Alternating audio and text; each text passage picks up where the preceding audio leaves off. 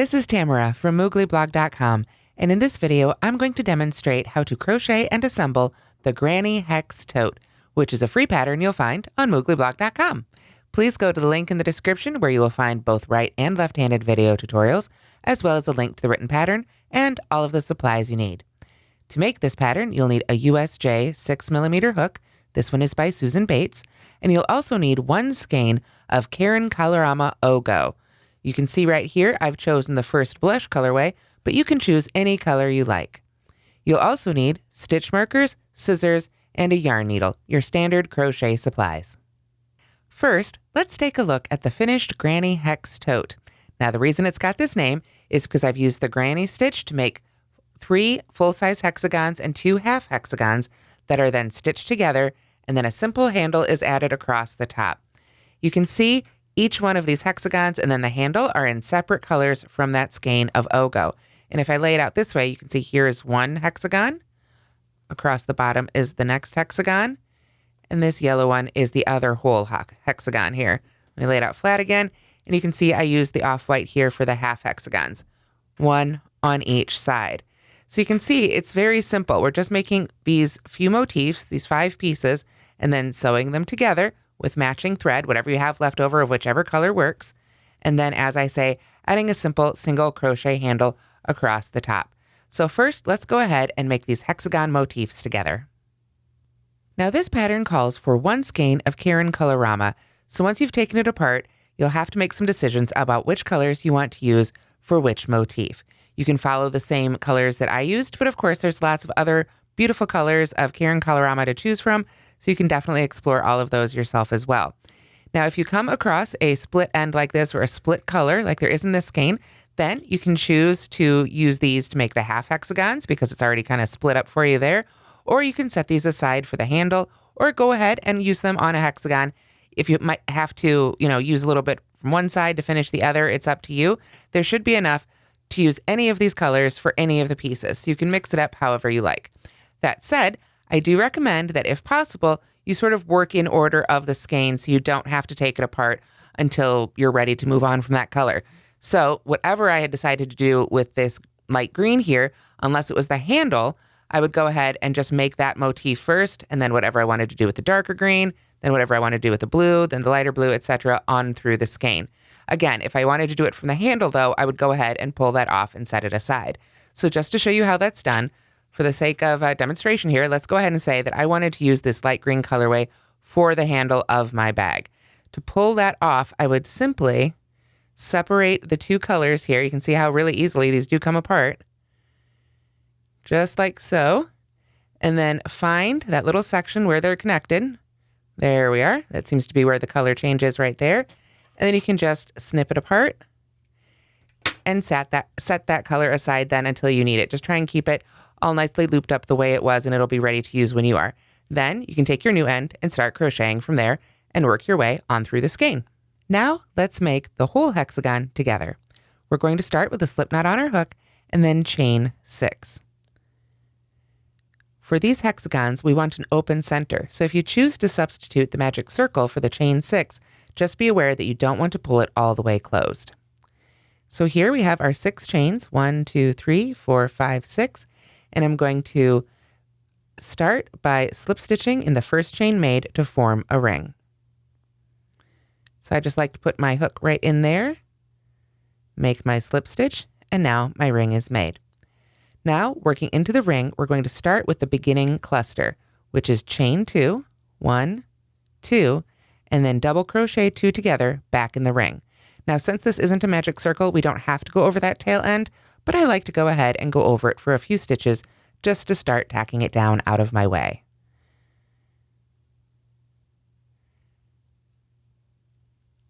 So there was our double crochet 2 together.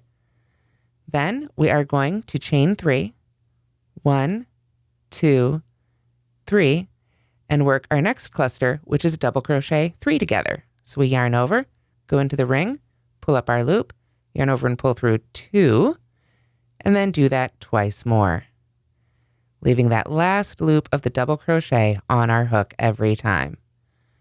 So when we've got 4 loops left on our hook, we yarn over and pull through all 4 of those loops to finish that cluster. Then we chain 3 again, 1, 2, 3, and make another cluster. We keep making chain 3s and double crochet 3 together clusters until we have a total of 6 clusters made, and that would be including that beginning cluster. So just keep working the clusters and chain 3s into this ring until you've got 6 of these clusters made.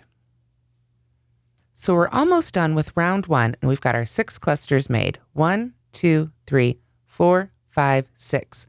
So we want the look of a chain 3 to connect these last 2, but we want to land back in the middle of that space. So instead, we're going to chain 1 and then join with a half double crochet. So that means we yarn over, go right into the top of that first cluster we made there, that beginning cluster, and make a half double crochet. And that puts our hook right back in the middle of that chain space. Then we're ready for round 2.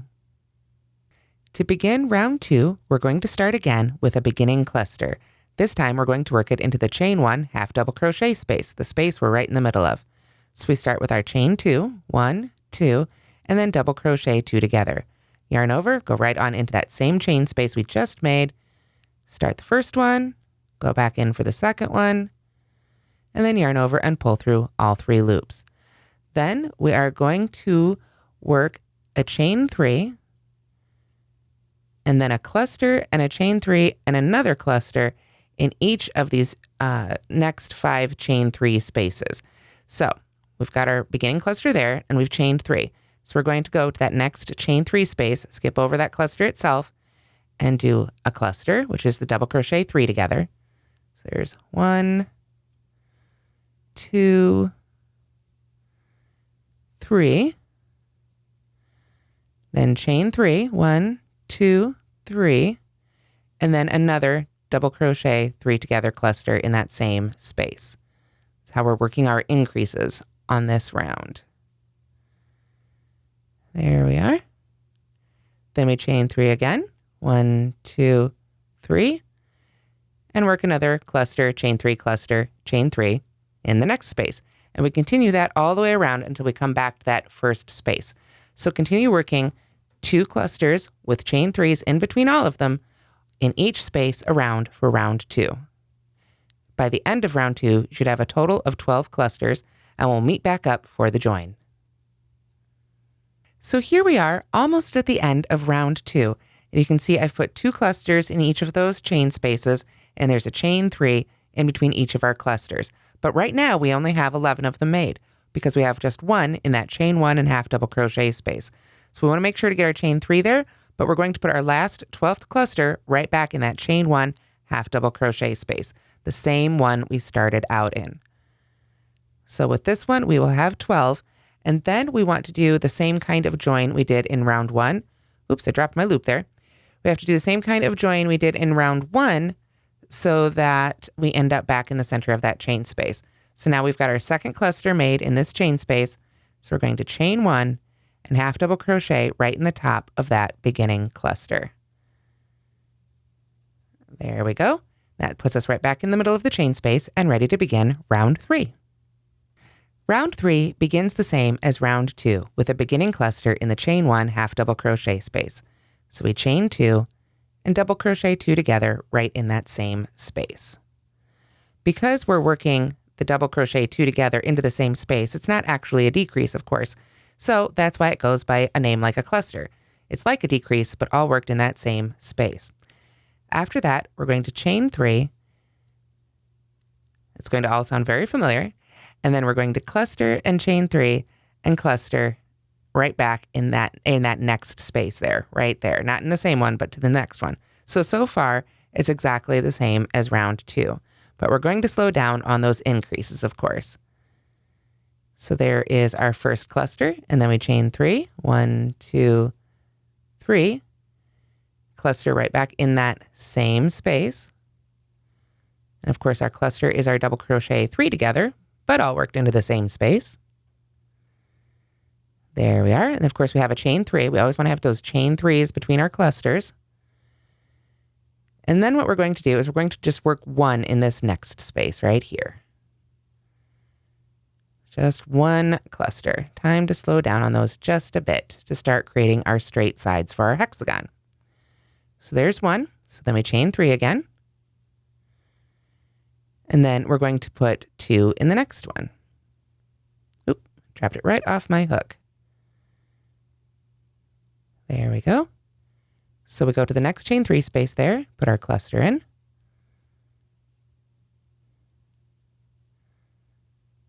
Three double crochets begun, finished off as 1, chain 3, and cluster in that same space. There we are. Now, of course, we're going to chain 3 again. Always want that chain 3 separation, and we're only going to work 1 cluster in the next space.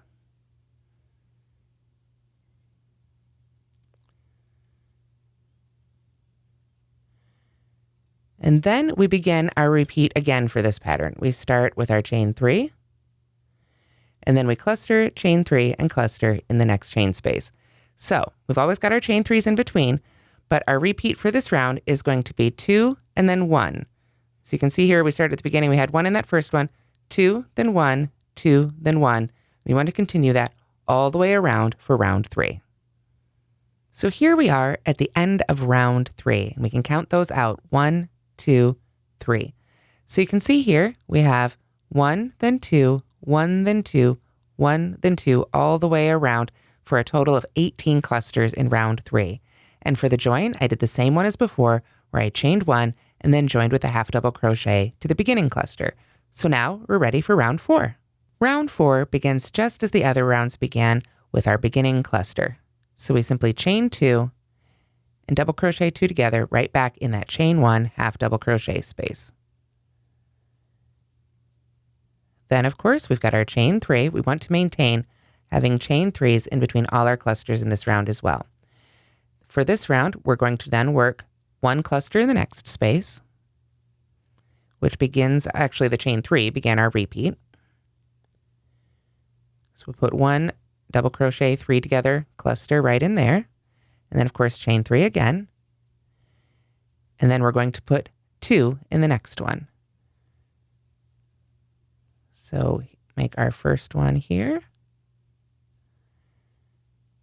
And then chain 3, 1, 2, 3, and our second one. Right all in that same space. There we are. Then we chain 3 again. And then we work a cluster in the next space, just 1.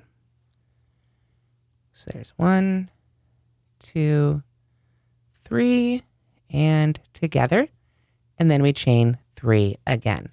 So then that is the beginning again of our repeat. But what we want to have is 2 of those single clusters in between each set of double clusters. So we've got 1 more single to make here then as we start over on our repeat. So there's 1 cluster in that space, then we chain 3. And since we've done 2 of those single ones, now it's time for a double one right back in this space. So that's what you want to do all the way around, just making sure that you have 2 of those single clusters in between each pair of clusters in the space. And of course, maintain the chain 3 between all your clusters all the way around. So at the end of round 4, you should have a total of 24 clusters. So here we are finished with round 4, and you can see that that hexagon shape is really starting to firm up. And here you can see that in our very last space before the join, we had 2 hexagons, or 2 clusters rather, but then we joined again with the chain 1 and half double crochet. So just keep in mind that they were patterned for round 4 with always chain 3s in between every cluster is 1, 1, 2, 1, 1, 2, 1, 1, 2, 1, 1, 2, all the way around again for a total of 24. So at this point with our full-size hexagon, we are now done with our clusters and we're ready for round 5, which is going to be just simple round of single crochet to help really firm up that shape and make it easier to sew our hexagons together to form our bag. So to begin round 5, we're going to start with a chain 1 and then single crochet right back into that chain 1 half double crochet space. There we are. Then we're going to work 3 single crochets in each of the next 2 chain spaces. So just like before with the clusters, we're going to skip over the actual clusters and just work into these chain spaces for now. So there's 2 and 3 in that chain space. Same thing in the next one. 1, 2, 3. There we are. And then what we're going to do is work 2 single crochets, chain 2, 2 single crochets in the next chain space. And I want you to note that's a chain space between one of those double clusters in the same space there. So that is your hint as you're working around on this round. You will always be in the right place if you're making your corner in one of these. These are the corners of our hexagon. So I did 2 single crochets and chained 2, and I'm putting 2 more single crochets right back in that space. And then we're going to work 3 single crochets in each of those chain spaces across until we get to that next corner where we're going to do the 2 single crochet, chain 2, 2 single crochet again. So let's do just this next side together. We're in a space between 2 single ones, so we're going to put 3 single crochets in that space. 1, 2, and 3. There we are. 2 more single ones here on either side, so we know we need 3 in this space. 1, 2, 3. Now we've got a single on one side and a double on the other, so we still do 3. 1, 2, 3. But now we're back at one of those corners in between 2 clusters working to the same space. So we do 2 single crochets, 1, 2, chain 2, 1, 2, and 2 more single crochets. So you just continue to work all the way around the hexagon just like that, creating these really nice sharp corners and firm sides so that our hexagon will be ready to join. So I've worked my way almost all the way around my hexagon with my single crochets, made my last corner there, but now I am back at that beginning chain 1 half double crochet space. So to finish out that space, if you remember, we started with just 1 single crochet in that space. So we want to go ahead and put 2 in there because that's what it would normally have, is 3 single crochets in that space. So once we've added our last 2, we can go ahead and cut our yarn. And then rather than joining with a slip stitch, what I like to do for patterns like this is go ahead and pull up on that end and then pull out my yarn needle. I'll put the end on the yarn needle, and then I will do a sewn join. So you can sew right to that first stitch, but if you do that, then the sewn join has the same problem as a slip stitch in that it can look like another stitch and fool you a little bit on stitch count. And when you're sewing these together, you want to keep the stitch count really consistent because it makes them easier to sew together. So rather than joining to that first stitch of the round, I'm actually going to go ahead and put my needle under the second one. Then when I pull it through here, I'm going to try and match the loops I'm making when I go back down in here to the size of the other stitches. So I'll just pull that a little bit there until it looks about the size of a stitch, and then go right back down into the stitch I came out of with my yarn needle. And you can see from the top, that just looks like another stitch, and we've maintained our stitch count. From there, you can simply weave your ends in as you normally do. So this is what your hexagons should look like, and you'll need to make 3 of these in total using the 3 different colors from your Caron Colorama O'Go. So when you have finished one, you can pull your O'Go back over, and you want to go ahead and remove the remainder of the same color. Now we want to set these little bits aside because they're what we can use to sew our hexagons together later. So don't toss them away, but do go ahead and pull off that color so that then you can start with the next color for your next hexagon. So in addition to the 3 whole hexagons, you'll also need 2 half hexagons for this pattern. To make the half hexagon, we start again with a slip knot on our hook, and now we're going to just chain 3. 1, 2, 3. Now these 3 chains are not going to count as a stitch. We're also not going to join them into a ring. Instead, we're going to work a whole bunch of stitches into that 3rd chain from the hook, that very first chain we made right down here. First, we're going to work a double crochet. There we are. And if you like, you can go ahead and put a stitch marker right in the top of that double crochet. In fact, I recommend using stitch markers wherever you'd like to mark stitches to help you remember what the first and last stitch of any round is. I always find them extra helpful. After that, we're going to chain 3 and then work a cluster twice, all into that same chain. So there's our chain 3, and then our cluster just as before, but all right into that very first chain we made. So there's 1 and 2 and 3. There we are. Let me turn my skein a little bit there so the yarn flows a little better. There we go. And then we chain 3 again. 1, 2, 3, and work our second cluster right back into that same stitch, that same chain. So there's 1, 2, and 3. And this is going to pull that chain open a little bit. Don't worry about it. That's totally normal and expected. There we are. So we've got 2 clusters made. So I need to chain 3 again. 1, 2, 3, and work a half cluster back into that stitch again. So a half cluster is going to be double crochet 2 together. So we go in for 1, go in for a second one. There we are. And then stop there and yarn over and pull through to finish off that one. So for row 1, we have these 2 little half clusters, but we have 2 full clusters, and that's it. And since this is a half hexagon, we're going to be turning our work and working back the other direction. So let's begin row 2 of our half hexagon. We're going to start with a chain 4, which is going to count as a double crochet and a chain 1. So after you've made the first 3 chains, if you like, you can grab another stitch marker and put that right in the top of that 3rd chain. And that will be then the top of your double crochet. And then simply chain 1 more. So we've got our chain 4, which counts as a double crochet, and a chain 1. Of course, we need to make sure we're turned to work back the other direction here before we actually work into our previous row. And now we're going to work a cluster and a chain 3 twice in the next chain space. So we work our first cluster right into that first chain space right there.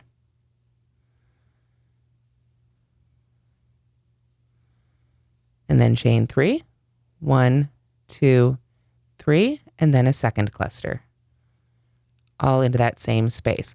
So it's very similar to what we were doing, obviously. If to the whole hexagon, we're just sort of cutting it in half. So this row 2 is going to look very simple, but then we're going to stop halfway through and turn to come back the other direction. So we chain 3 again, and then we do the same thing in this next chain 3 space. Cluster, chain 3, cluster. Just make sure you always have those chain 3s between all of your clusters, except for at the very ends. On the half hexagon, the ends of the rows will be handled a little differently. But when you're in the middle of it, always make sure you've got those chain 3s. So I'm putting my second cluster in my second chain space here. And there we are. And then I know we need to chain 3 again. There we are. And then now we've got this one little chain space left. So we're going to do the same thing there. We're going to cluster and chain 3 and cluster, but we're not going to chain 3 after that.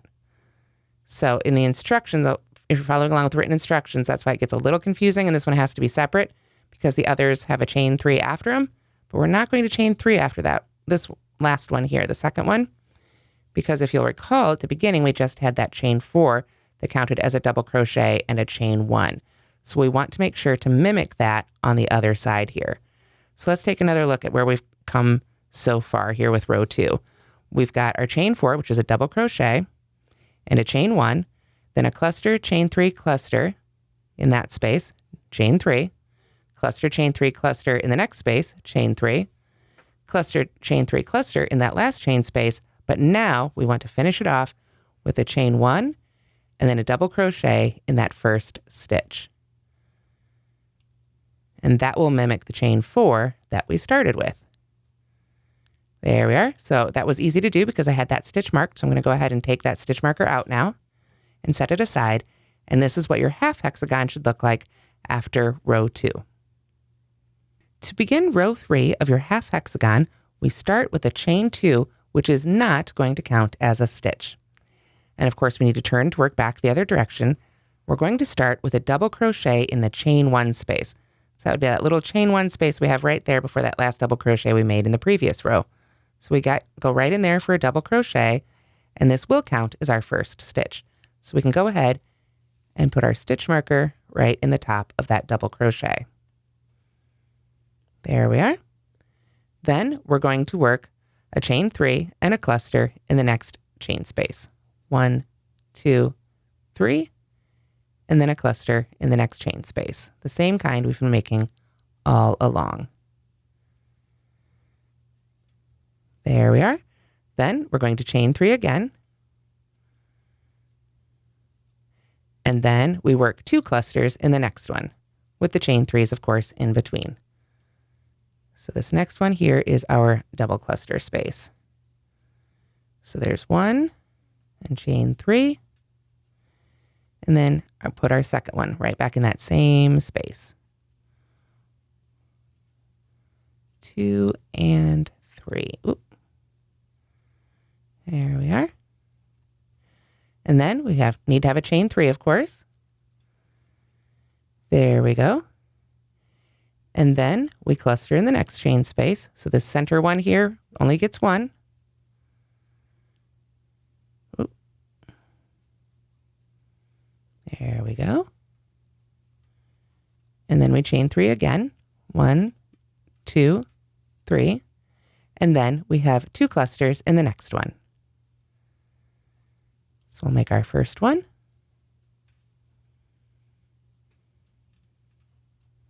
Then chain 3. And then our second one. All in that same space there.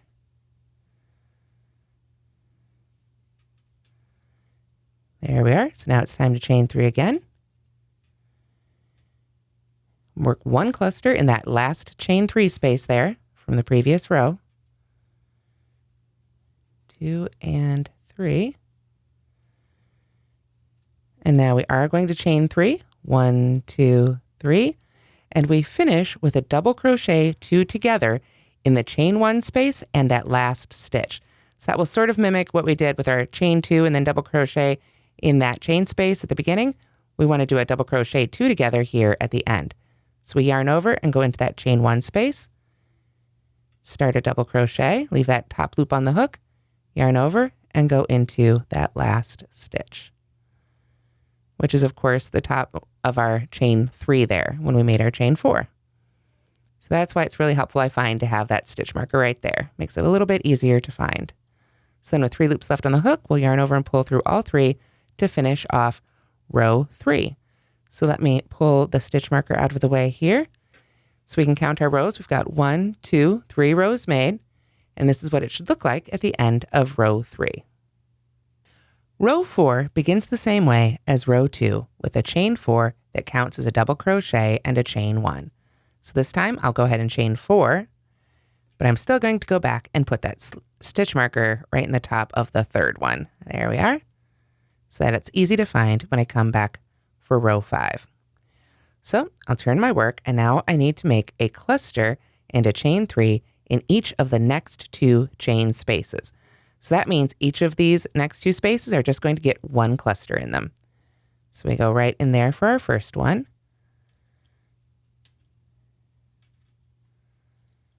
There we are. And now that we're away from the edge, we want to make sure to pull the hair off the yarn, but also to chain 3 in between each of our clusters. So there's 1. We'll go to the next one for our next cluster here.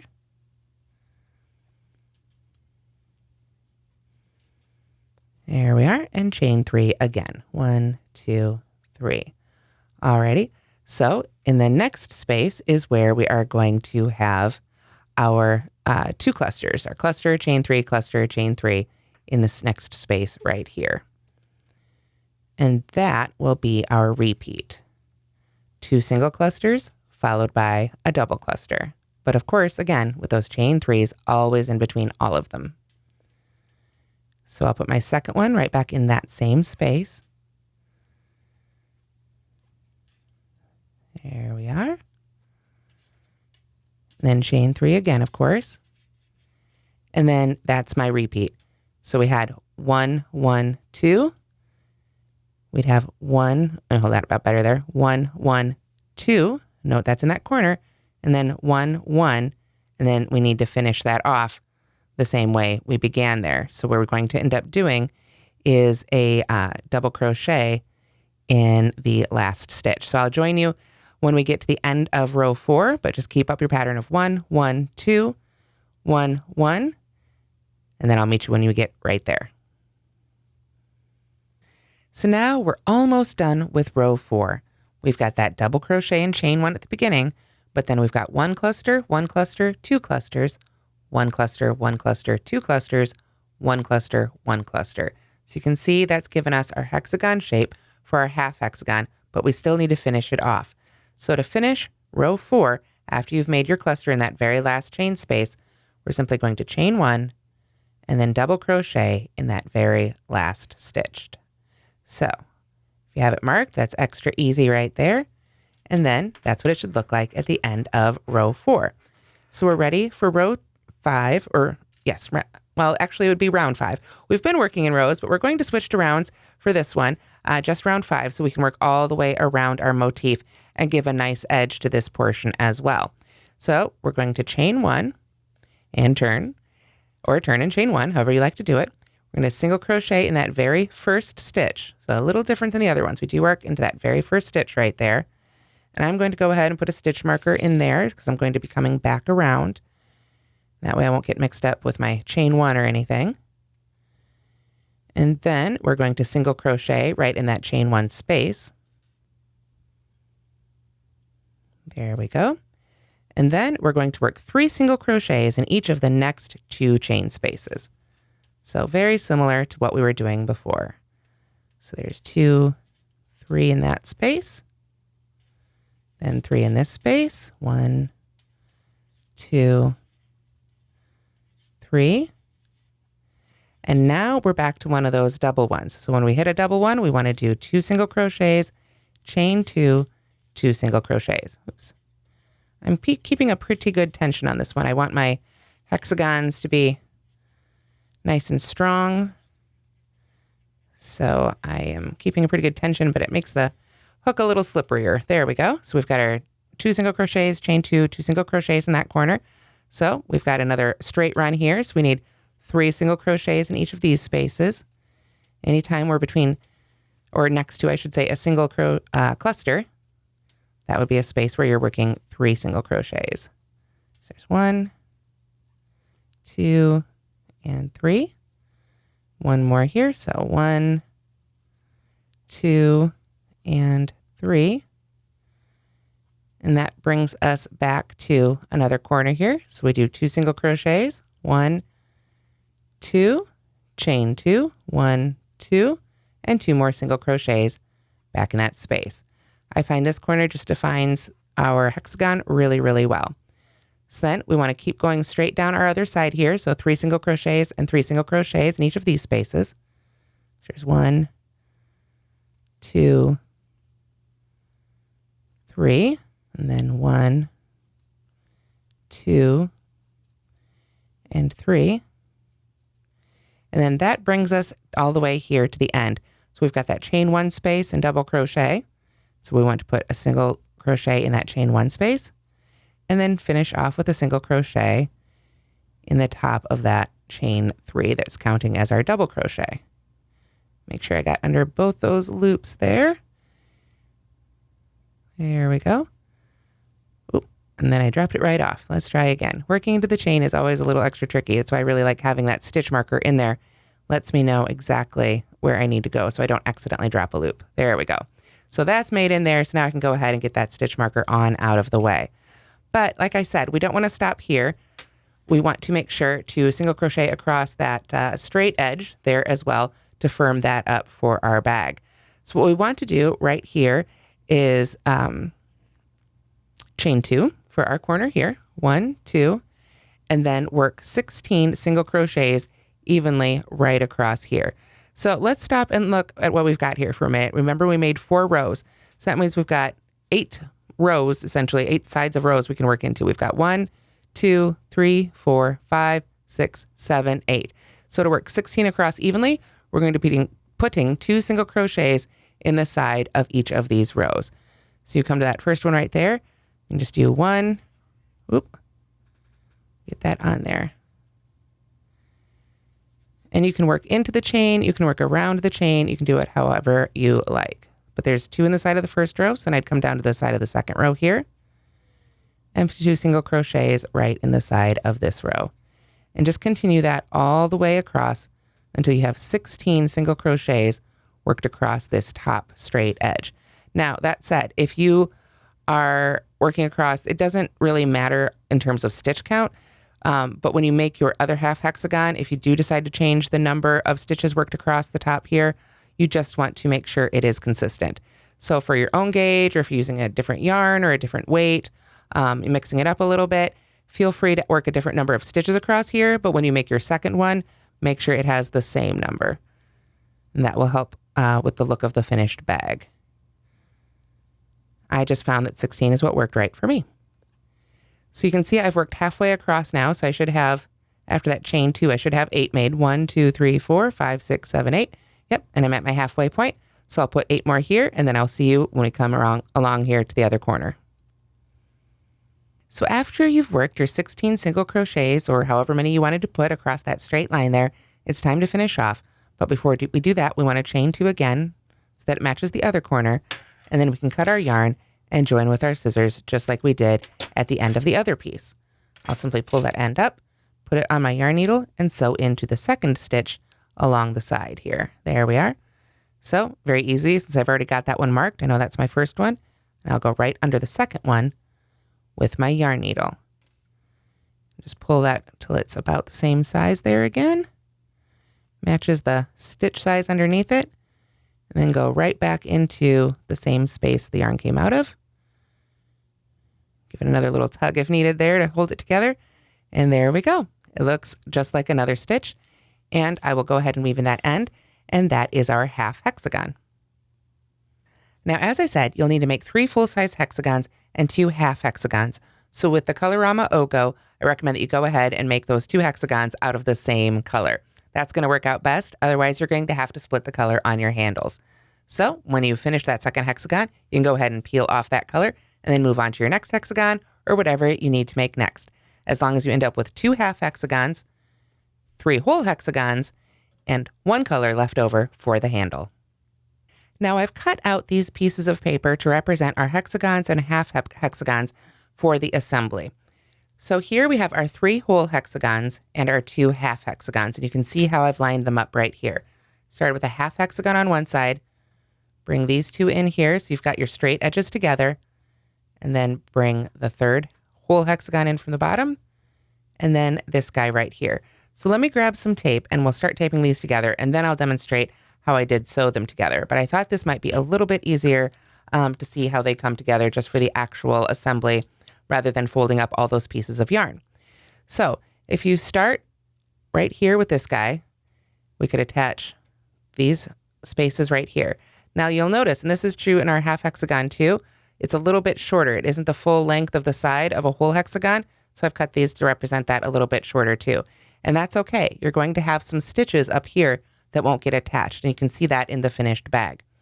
So let's go ahead and just use a little bit of tape right here to say we've sewn that seam. And then we can say we have sewn that seam. And you can do these in any order. Just use a bit of the leftover matching yarn that you pulled off after you finished those particular motifs. So for this, I might use pink to sew all of these, or if I had a bunch of white, I might use the white to sew them, or whatever color I had handy that matched at least one of those motifs. So you can see here with the tape, I'm just taping them together where we would be seaming it with our yarn. And then when I bring in that bottom one here, it seems weird, we're just tacking this one on the bottom, but on the written pattern, there's also a diagram that shows how this works. So this is all those pieces attached how they were. So once these are connected, then you can simply fold that bottom hexagon up so the 2 half hexagons kind of meet here at the top. We're not going to attach them up here. This is the top of our bag, but we do want to go ahead and fold that up. And then these are actually going to fold up this way. So you can see how this angle here meets the other half of this pink hexagon. And now it's folded up to meet this other half hexagon. So the inclination would be to fold it this way, but then you've got an opening down here we want to make sure that we are attached all the way along. And that creates this really fun sort of flared bucket type shape. So then, of course, you would simply attach those portions as well. So again, you can sew these in whatever order works for you, using whatever colors of leftover yarn you have it handy and that you want to use. And while I used the mattress stitch to seam them together, you could use a fancier join if you'd like. I got a little extra tape in there, but now you can see how those hexagons fold together to make the bag. So let's go ahead and seam our 2 little sample hexagons together. Okay, so when it's time to seam your hexagons together and you've got them all laid out and figured out what attaches to what, it's a great idea to pull out your stitch markers and use those to help you line up those stitches.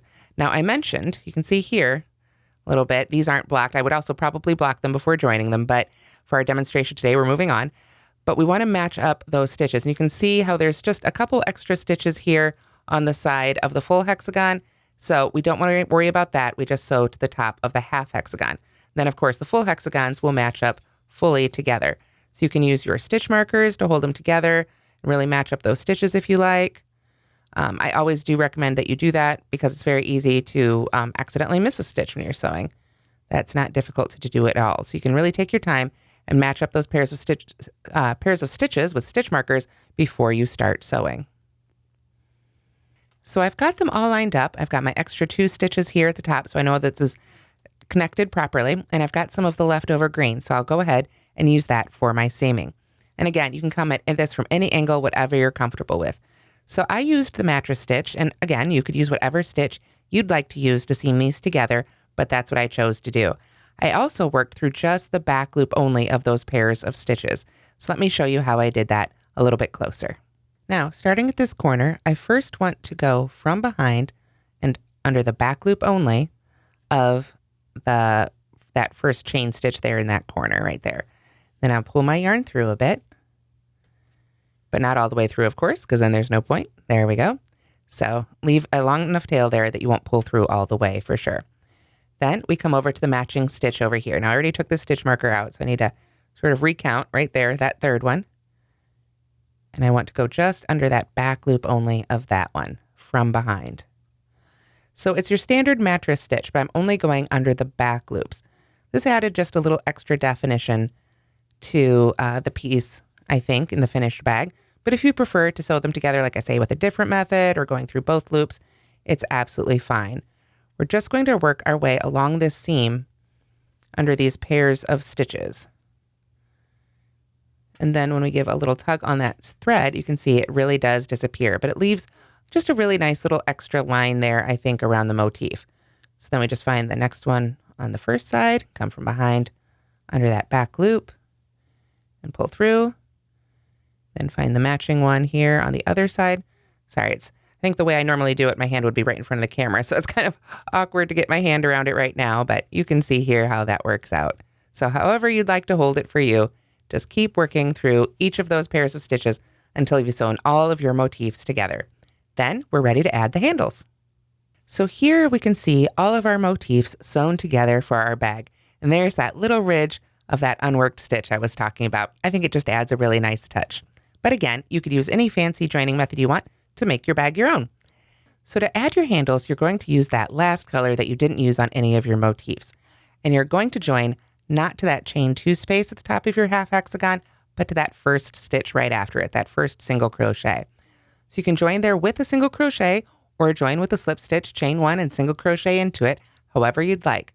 But then you simply single crochet in each stitch across here, single crochet into the chain 2 space, single crochet in each stitch of the next hexagon, working 2 single crochets in the chain spaces here. So single crochet, 2 single crochets, then simply single crochet on across. When you come to another chain 2 space like here, work 2 single crochets there. And then we continue across, working down this one, 2 single crochets in that corner, single crochet, single crochet in that chain 2 space finally, then on across, repeating all the way around until you come back, single crochet in that last chain 2 space. Remember, we joined to that one. And then simply you can join with a slip stitch to finish off round 1 for your handles. Round 2, we are simply going to chain 1 and single crochet in each stitch around. So no worries there. Round 2, simply chain 1, single crochet all the way around. Now, at the end of round 2, you want to go ahead and add the stitch markers for your handles. And I left this kind of open because I do think people are going to end up using different stitch counts here, and different gauges can really alter where your handles end up. And I've done a really pretty in-depth tutorial on how I make my purse handles with this style. And it really is up to you. It's just picking the point you want your handles to come up and off that bag. So if you wanted a narrower handle, you could pick different points. If you wanted something really wide, you could pick wider points. It's totally up to you. Where I put them was basically right there. I just followed up that corner of this motif on each side and picked a stitch on each side that I thought looked really even and nice. But again, you can pick whichever stitches you want. But after you've made that second round of single crochet, go ahead and use some stitch markers to pick out the 4 spaces where you want to have your handles. Make sure that they're the same distance apart on both sides and that you have the same number of stitches on each side in between those handles. And that will really help you make sure you get those placed evenly. So at the end of round 2, after you've made that second round of single crochet and you've placed those stitch markers, you're going to go ahead and fasten off. We're going to rejoin the same color for round 3. It's just a little bit easier, since everybody's going to want their handles in a slightly different spot, to go ahead and start round 3 a little differently. What you want to do with round 3 is join with a single crochet, or again, join with a slip stitch and chain 1, but you want to join to the stitch before a marked stitch before a half hexagon. Sounds like a mouthful, but simply it means if you've got stitch markers here and here, you want to go ahead and join to the stitch right before this stitch marker. It's the stitch before a half hexagon, and you want to join to the stitch before the stitch marker. Then you single crochet, like I say in that stitch, single crochet in the marked stitch, and then you're going to chain for your handle. Now these handles I modeled after my favorite purse that I do tend to carry most days. It's just the right length of handle for me to put up over my shoulder or carry on my arm. It's just the length of handle I like. For me, that meant a chain of 50 stitches. But this is where you can absolutely, again, customize your bag, not only in where those handles are set, but in how long they are. If you want to make a real short handle just for like a handbag with a grip, only chain as many stitches as you skipped in between here. If you want a longer handle like this one, chain 50. If you want a really long handle, chain as long as you like. Just remember, if you do go bigger, you may need extra yarn. After you've chained the length for your handle, then you just go ahead, skip all those stitches in between, and start single crocheting again in that next marked stitch. Single crochet around to the other side and do the same thing with a chain for that handle. At the end of round 3, you'll come back around to the beginning of that first handle and join to the first single crochet with a slip stitch. Round 4 and round 5 are simply building up that handle some more. Chain 1 and single crochet in each stitch and each chain all the way around. So that round 5 is simply single crocheting in each stitch, and then you can finish off and you've got a nice handle. Again, if you want to make this handle wider or change it in any way, that's totally up to you. Just remember, if you make it bigger, you may need a second skein of Colorama. And that's how to crochet the Granny Hex Tote, which is a free pattern you'll find on mooglyblog.com. Thanks so much for watching, and don't forget to like and subscribe.